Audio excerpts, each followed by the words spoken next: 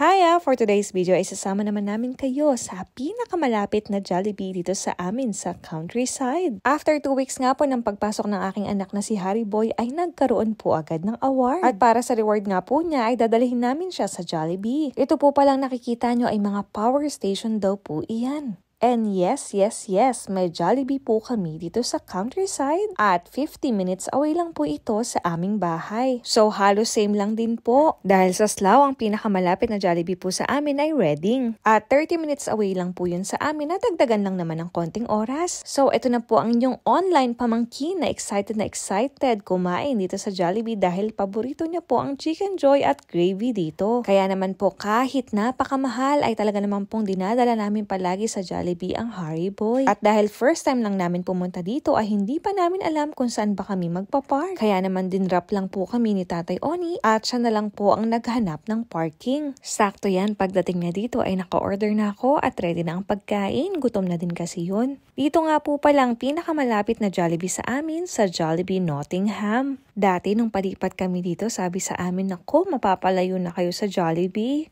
Pero may malapit din palang Jollibee dito sa countryside. Kaya naman ikaw, kung napapanood mo to, baka ito na ang sign para lumipat na din kayo sa countryside, char. Huwag kayong makinig sa sasabihin ng iba na malungkot sa countryside, walang mga malls, walang buhay, hindi kayo mag-i-enjoy. Dahil nasa sa inyo naman yan kung paano nyo i-enjoy ang inyong buhay. Katulad namin, wala kami talagang idea kung ano ba ang buhay dito sa countryside. Pero sabi sa akin ng asawa ko, paano natin malalaman kung hindi natin itatry? Kaya naman ito at ine-explore namin ang countryside at sinishare namin sa inyo. Sa town nga namin ay marami naman pong mga shop. Marami ding pwedeng puntahan. At meron din kami ditong mga outlet mall. May mga Asian store din dito at may mura din pong bilihan ng karne. So eto na nga ang ating very good boy na si Harry Boy na ine-enjoy po ang kanyang fries na sinasawsaw sa sundae. O diba, very Filipino ang inyong online pamangkin. Nakakatuwa nga dito kasi pagkalabas mo ng Jollibee ay katapat po niya ang Popeyes. Favorite ko po yan at dyan ko po pinaglihi si Harry Boy. Pinaglihi ko po siya sa mashed potato ng Popeyes na sobrang smooth at sarap.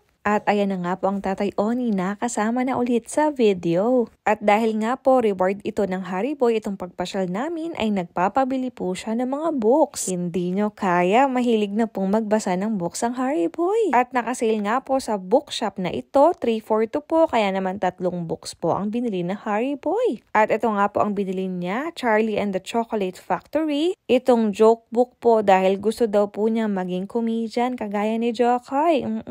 At eto nga po si Mama Cathy at ginaw na ginaw pa po. At thank you nga po pala sa mga nanonood ng vlogs ko. Sobrang busy ko po ngayon kaya naman po once a week na lang po ako makapag-upload ng aking vlog. At yun lang po muna ang ating vlog for today. Thank you for watching. See you later. Bye!